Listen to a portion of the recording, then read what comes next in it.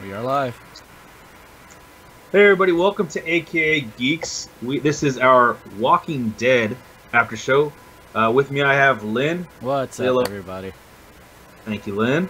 And just us two today. We're going to start off with just us two. Hopefully Brendan will be able to catch up on episodes and join us later on in the season. Today we're going to review episode 801, Mercy. And let's get right into it. So this episode was, and we were talking about it a little bit beforehand. I was saying that I feel that Walking Dead does this quite often. They like to switch things up with timing and try to keep you off balance. And so they did a little where they were showing you stuff where it was ahead of day, a little bit back at the end of the day, at the beginning of a day, and kind of going through. Which is they've been using that part in a lot of the clips that they're showing and whatnot. That's present tense. Yeah, that's right before. That is right before they commit to start doing what they get into for the majority of the episode. Yeah, that's pretty much where we had left off.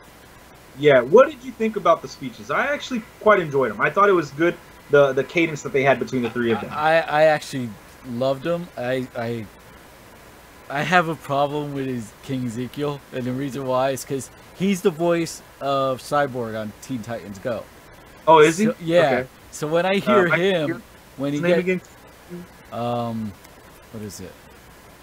I don't have him on I can't think it. Yeah. But when I hear him speak, especially when he gets so exasperated, he's acting like he's doing there, because he's quoting Henry V. Yeah. And I keep waiting for him to say "for Beast Boy" or something like that. But I specifically loved his speech better because of him quoting Henry V. But I think all of them, each individual speech, fit perfectly for the character that was delivering it. So yeah, I like the fact that with King Ezekiel, based on the comic books, what King Ezekiel is in the comics, and they've allowed his character to kind of remain the same. And he does in the previous season. He gave Carol like legitimate reasoning for why he does what he does. Mm-hmm. But I like that they don't try to gloss it over. They allow it to be in this. I mean, if a zombie show can be grounded, they allow his character to be grounded in what this zombie show is, and like it's not too silly, you know. Yeah. Like people stand behind him, and like his words have power, you know, and so he's acting like he did on stage back, you know, before the apocalypse. Carrie Payton, that's his name, and I like it. And then I like how Rick let it off, saying what he's saying about if we take this step right now, we've already won. Mm-hmm. We've already won. And then when Maggie finishes it off, and Maggie step up to the plate now, and I really like that Maggie is doing this. I like this. I want to see her character grow more and more, and take on that leadership role that she has in the comics. Yeah. Anything else stood out to you about that scene? There was one statement when that scene was mixed in the episode, was when they're all arriving there. All the cars are pulling up. They're kind of going from people to people, right? Yeah. And there's one statement where the woman from the kingdom says, "Don't worry, we got your back." Yeah. And guy goes, "You got my back? We just met." And then she goes, "We all just met." You know, and I like that because they all have that common enemy, which is Negan, and they're all willing to back each other up. And I was like, that's great. I like this teamwork, camaraderie. I also like the fact that it was giving each other a sense of calm. It was like, hey, don't worry about it. You're not dealing with more people like you've been dealing with. We're here to help. We're here to make this community grow. I like that specifically for that, because it gave each each household, I want to say household because that's what it is. Each and so it gave each household a sense of calm. It's like, all right, this is my brother to my left and to my right. Yes. So then it goes back to Ezekiel's speech. They even show another little bit of that too in there with what's his name? The big chubby funny dude that smiles all the time. Yeah. Oh gosh, I forget what his name is, but he gives the girl Enid. He gives Enid Jerry gives Enid the arm guard to say, here, put it over your chest, because he says sternum. Yeah, he goes, put a sternum. But I'm just gonna be sternum. She was like, but I'm going back, sternum.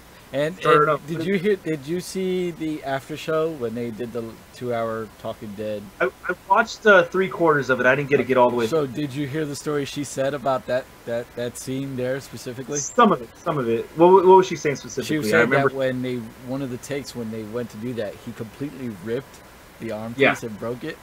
I'm like, damn, that dude's got to be strong. It's like, oops. I love his character. And what he's doing right there for Enid is kind of like big brother, kind of uncle, caring for, you know. And I like what you're saying. It's like it's bringing them together. Like, we care about each other. We're not just trying to use each other like they do in the Sanctuary. Yeah. How Negan uses his people to be safe, you know. They all care for each other. They're all looking out for each other. I like this scene where I know that they split it up and they do the time jumping thing, but I still, when you put it all together, it comes together very well, I think. Not only the time jumps, but also we start switching from the other sections of groups, like Carol and Daryl and all of them getting to herd together. Yeah, they're getting to herd together, so you start jumping to them. Then you start jumping to, you know, Dwight and then Daryl. Like, so Daryl's jumping all over the place in this one. Let's throw this out there. I'm going to say it, and I know a lot of people are probably saying it, that this episode was slow. Because there wasn't a ton of, like, bombs. Not me. I'm saying a lot of people are probably, the casual watchers, probably like, this is a slow episode, not enough action. The thing is, though, this was a setup of something that we see in the comic books. Yeah. So for me, and because of the changes that they made, this makes perfect sense. Because those of us who read the book and remembers the assault on Negan's fortress, it plays out a lot different, and it has to do a lot with what last season finished off with. I know a lot of people say that. I was like, oh, she's looking at the flowers. That's season 2. That's season 2, and then look at the flowers. So Carol's looking at the flowers.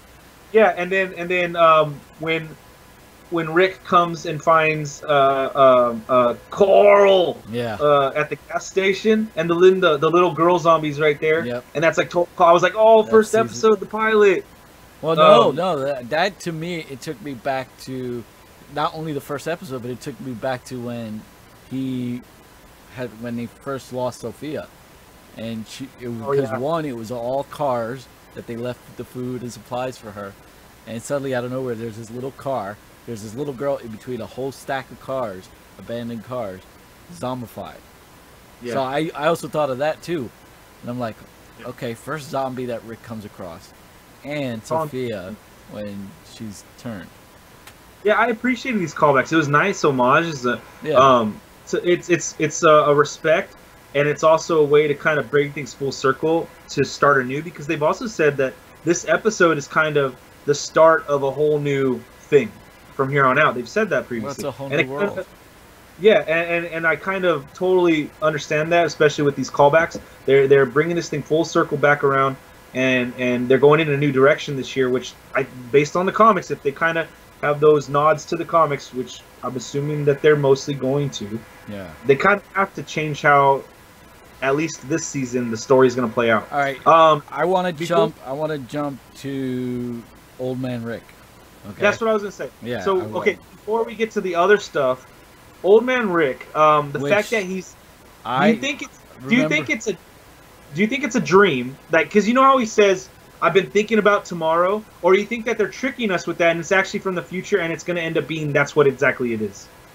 And the reason why I say it's not a dream, and this is where they're advancing to, by the end of the halfway mark, like I told you originally when we first saw the trailer. And they showed him at the end. I thought by the halfway mark that would be like the cliffhanger until we come back and pick up the rest of the season. But I still think that's where they're going to go. But with this, because he starts talking about the festival, and if you remember from the comic books, you know about the comics, and if you remember what happens at the festival, they're trucking really fast, because that's a whole chunk of years that goes by. I think it's at least 3 years. But remember what happens at the festival. Yeah. How many people? Yes. Yeah. And who comes about because of this? Yeah. So they're really That's why I think that this season is going to be totally different than all the other seasons. This one, this first, for the casual fan, this episode of this episode might be considered slow to some people. Yeah. This is only getting the choo-choo train going. Yeah. You know what I mean? It's just going to start chugging along, and then once we get to the start of next season, which is probably where they're going to start off, is with the festival within their future. And we saw him with the limp. We didn't see him without a hand. He had both his hands. He had both his hands. His limp wasn't that bad, though. Well, his limp shows that his leg was broken. And you and I know why his leg is broken. He's busted, yeah. It's broken. So, I actually think the same thing. I think that they're trying to tease us with him dreaming. Like, he's probably dreaming of the future. I think we'll get more episodes like this, though. Yeah, I think this dream or whatever they're showing us today is pretty accurate to what we're gonna see coming up. I don't think it's a dream. I think all 3 time periods that they showed with Rick specifically, because there's the present time that we're familiar with, then there's something that happens that has him choked up in tears. Yeah, that's what I was gonna say. I couldn't tell what that was because they never showed. Right. They never panned out. They never went to that. And then they show old man Rick. And why is he the only one that's old man and everybody else looks good except for his daughter? His daughter was the only one who aged besides him. But at the beginning when he leaves? No, I'm not talking about little. I'm talking about when they show her in Old Man Rick. She's older. She's in her tweens. Even in the present time, they got new actress, a new girl actress. Yeah, that's legitimately, but a little bit older, not that much older. So here's the thing: is that at the beginning of the episode, I think so they go back to a close-up of Rick's eyes and they're bloodshot. Mm-hmm. I think that's going back to when he says to Negan, "I've already told you what's going to happen. I'm going to kill you." Remember? He said that previously. Because he's that. Or do you think it's something else? I think it's something else because that looked like he was in tears because he lost something major. And I don't think it's that because I don't think he's gonna cry because he didn't get to kill Negan. He's not gonna lose Carl.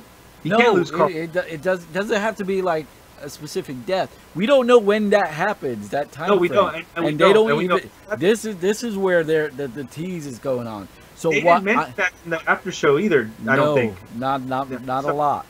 That's the one thing I was thinking of this whole time since Sunday night when I watched it. I was like, what? When his eyes were bloodshot, he was like. He was trying to, That was, I don't know. That was sad, Rick. That was, I've been crying, Rick. Distraught, crying. Yeah, so I don't know where that's from. I'm trying to figure out, even just throw anything out there and figure out what that's from. Yeah. So we had future Old Man Rick, which things look okay, and if you read the comics, you know where we're going with this train on that, which I'm thinking, like we talked about, I was upset with the fact that they showed us that in the trailer. I would have been okay if they showed us that this first episode, but didn't show us in the trailer. It would have been more of like, oh shoot, there it is. No, but see, I even said this to you when we saw the trailer, and you can go back and look at the reaction. I said to you, "This is just a tease. This is not how. This is not a." So but I didn't like it in the trailer to begin with. I didn't like it at all in the trailer. No, I know you made yourself perfectly clear back then, but. I told you not to worry about up until the last 30 seconds. And I told you, don't worry about it.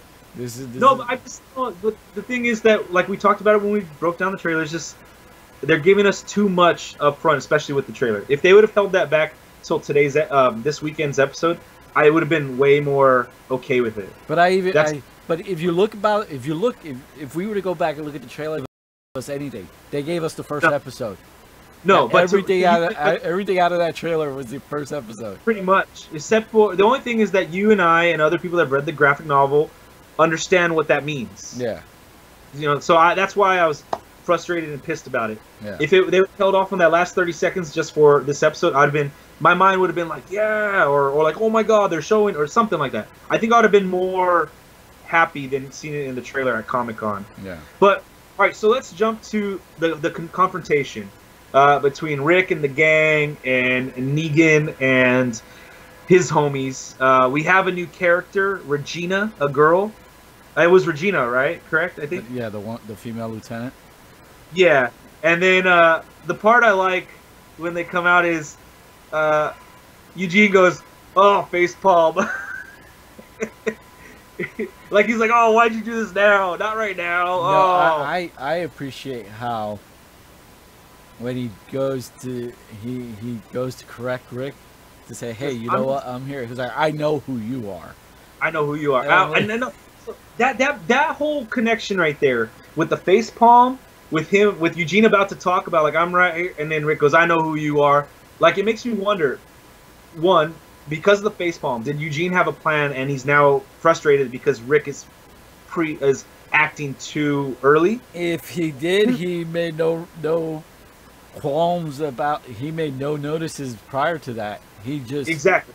was But does that? shit. But is that what the face palm means though? Is like, oh shoot, now this is like messing up my plan with what I was gonna do. I don't know. I'm gonna give him the benefit of the doubt and say maybe, but at the same That he's time, not entirely bad. That he's not entirely. well, I don't Negan no, I don't period. think he's bad. I think he's still being the pussy, scaredy That he cat is. when it comes to Negan, and he's like, he may be biding his time to do his own thing, but at the same time, He's trying to stay alive. Yeah, he's trying to keep Now, himself. And then the other part about Rick saying "I know who you are" and in the tone of voice that he said it. Do you think Rick has tossed Eugene to the side and kind of been like, "You're with them now"? I want to say that I think he was playing up to it because it was too aggressive for him to It's a give it show. to him. Yeah, like I think there's something because for all we know, Rick could have told him, "Hey, I want you to get inside with Negan." If anyone could do it, it would be Eugene. You know what I mean? Yeah, and then they could show us 2 episodes from now. Because he would not be a major threat to Negan. Negan would be like, "Oh, I love you," which he does. You know what I mean? It could be something from like two episodes from now. We see a flashback to Rick saying, "If you ever, Yeah. we'll always be here for you. If you get in, I want you to do what you can to stay alive." And Because keep in mind, we know we have Dwight on Rick's side. yeah, Okay, we have Dwight and whatever people he can drag.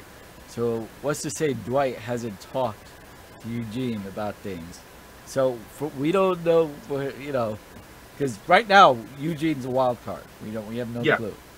So I think a lot of people, a lot of people are probably viewing Eugene though as conservationist. self-preservation. He's probably, and that probably people have viewed him as he's turned and they don't want nothing to do with him. Yep. Gregory, what did you think of Gregory? He's a good actor. I like him as an actor. Dude, I keep seeing Trevor. That's all. Oh, Stephen Ogg. Oh my God, he steals the freaking screen when you see him in there. Yeah. And he pushes him down he's like, "You have very disappointed me." It just pushes him down. I'm like, oh, freaking Stephen Ogg. That dude's so funny as hell. I hope he gets a lot more stuff out when he stops working on The Walking Dead, whenever that is. But I hope more people pick up on him and give him more roles because. And I don't think his character's in the graphic novel, Simon. No. I think it's just a made-up lieutenant, you know. Yeah. So they could do whatever they want with him, just like with Norman Reedus' character. Mm-hmm. They can kind of have him go whichever way. They can mold him. I think Stephen Ogg though, his character. I have an idea what they're going to do with him based on what we've read from the books up to current time. I have a good idea where they're going to fit him in. You think so? You think he's going to be the Dwight of the future? Well, remember, Dwight goes off and lives with Rick and his company. No, but remember that he's supposed to be the leader of the Sanctuary. No, he doesn't. Remember, when Rick sends him back to lead the Sanctuary doesn't want Dwight. And he doesn't want to be leader. Right, and he leaves. He leaves. So, but there's another individual who takes up that spot, and you think that's I think that's going to be where he's going to fit in. So with saying that, and because I don't want to get too much into the comics of what's up in the future, because that'll ruin. I just want to say I could see where they might be going with his character specifically. Because of that, do you think Stephen Ogg's character has some redemption in him then? Because he's done some pretty garbage stuff already. Because when that happens, that person who does that and takes over Sanctuary is not a good person and wants a war with Rick and the others.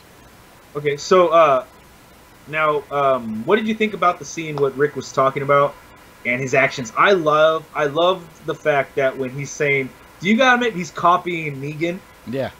You're gonna make me count 10, 9, and then on 7, instead of counting all the way down, I love the fact he's like 7, and starts shooting. I love that. I was like, oh, awesome. Don't, you know, and especially we know what's happening. We know it's all a distraction because we know what's coming from the other side. Yeah, it's all for noise. It's all it's all specific to get everywhere. Quite literally all for noise. But I really liked it, and I liked what Father Gabriel, you know, Rick has blood in his eyes, you know. I want to kill this guy like I've said I'm going to. And Father Gabriel makes him realize that, this is not about you. You said it wasn't about you. He's the voice of reason in this episode. And what happens to the voice of reason, Lynn? Yeah. All the time, every freaking time. Well, we don't know that. We don't know that. Just we don't know it yet. Because but I do like the fact that they made that episode end with the way last season started, with Negan repeating the same words he told Rick in the Winnebago. Yeah. I hope you're wearing your shitting pants. Yeah. So I was and like, dude, Greg, little bitch. He over there, instead of teaming with Gabriel to get in the car, he's a little bitch and runs off. I kept saying, because right there when that was happening, Susan asked me, he doesn't, because of us knowing the books, we know he doesn't die there. Does Susan read the books? Yes. Okay. So we know he doesn't die there. So we know he has to get back to the hilltop, and we know. Yeah, I'm waiting for Gregory. I cannot wait. I cannot wait. I can't wait till that scene happens. I don't know when it's gonna happen. I'm looking forward to that scene. The thing about Father Gabriel, what she's impressed me, is his character has had a nice arc as well. He's surprisingly a lot longer than he originally had in the books. Yes, a lot longer. So, but one of the best character arcs in the show is Carol, who had a really short character arc, and it was a very one tone kind of character arc in the book, which was really fast. Carol's turned in an amazing long form character arc, and I think Father Gabriel has had this really amazing character arc where he's struggled between this thought and that thought, and which way he's going to go and how he's going to be as a person. And I love that where he's come to that now he's come to terms with the situation he's in. So I appreciate Father Gabriel now, and I'm actually very liking his character, and the fact that we left him with that scene in the RV. It's like, oh shoot, I'm worried for him. You know, I have that sense of worry for him because I don't want to be it for him. I don't want that. I imagine Negan's going to use him as some kind of ransom or something. And here's the thing, remember, I don't think we're going to see Negan when they switch to Old Man Rick. We know why they're going to switch to, because he has to take a walk and visit someone. And that's where we expect to see that. But so let's get down to some of the final thoughts. That's there. Anything else that you can think of from this episode that I think we've covered pretty much most of it. Yeah, I think we got most of it. It's like just I gotta say, I love Daryl's new bike. That bike is freaking awesome. It's a lot smaller than what I'm used to him riding, though. But I like a very small bike. It looks nice. I like that new bike. Did you see that new gun he got? The big thick caliber, yeah. Like, it had 7 bullets, not 6. It had 7. I was like, holy cow, that thing's freaking and he used 6 out of the 7. What did you think about all the little takedown stuff? I thought it was nice, precise, and I liked the little got this guy, got that guy, got that guy. I liked it. It was really nice. What are you looking forward to next week? What direction do you want them to go? Next week's episode is called. Let me get you the name of the next week. Next week's episode is called "The Damned." I have a synopsis for it. You want to hear that? Go ahead. The plan involving Alexandrians, Kingdomers, and Hilltoppers unfolds as Rick continues to fight. He encounters a familiar face. I'm wondering who that familiar face is. Who has he not seen in a while? Well, no one really. Because as far as his group, it's nobody that he's... Nobody's been missing. No. So, the only thing I can think of is maybe it's the garbage junker person. Because she's like... There was no they haven't mentioned them at all. Yeah, they didn't mention them this last episode, so Yeah, so I expect them to pop up. I expect them to pop up too. I'm expecting there to be some kind of ransom thing when Gabriel and Negan somehow get out of the trailer that they're in, that relocatable. Whenever they get out, there's gonna be some kind of, they're gonna get back to the people, and they're gonna be some kind of ransom thing. I wonder if there's gonna be another bat killing. The vampire bat's gonna get some blood. I don't know. I think Gabriel's gonna go out. I think if Gabriel goes out, Gabriel's going to go out bloodier than that. Like the one walker that Rick took care, the one of Negan's guys who he mentioned, Carl, and he just let the walker fall on him after shooting him. He's like, all right, that's it. He chopped the tree. He chopped at the tree. Oh yeah, the walker that was hanging off. He's like, let me get him. Let me get him. I like that because Rick was silent and didn't say anything. He's like, all right, keep talking. Because I would be like, oh, okay, you want to mention my kid. Shunk. I would I would never have, with him talking all that crap, I would never have shot at him. I would have just went, cut the zombie loose, and let the guy try to fight it off. Yeah, I don't know. I mean, because right now, because there's not that many saviors left. We know where the comic goes. So we could have an idea of where the show is gonna go. Yeah. But I don't know what's gonna happen in between, and so I'm really interested to see where this what happens. That's that whole crying Rick that we didn't get a lot of info from. Yeah. I'm looking forward to it next week, though. Yep. Anything else, Lynn? Hopefully we can do this on the night it ends. You know, on the same night it appears, so that way we can get it out of the way and not have to wait till Tuesday to do it. And at the worst, we'll do it Tuesdays. At the worst, yeah. It'll be Sunday, Monday, or Tuesday. It'll be one of those 3 days. Because as of right now, like I said, it's just us two. Unless we can get a third on here somehow, which we'd love Brendan, but he has to catch up a whole season. We could always see if the fourth who does not speak to see if he's caught up to date. I don't know if he'd actually. Yeah, actually, to be honest, when we first started talking about this, was actually his idea.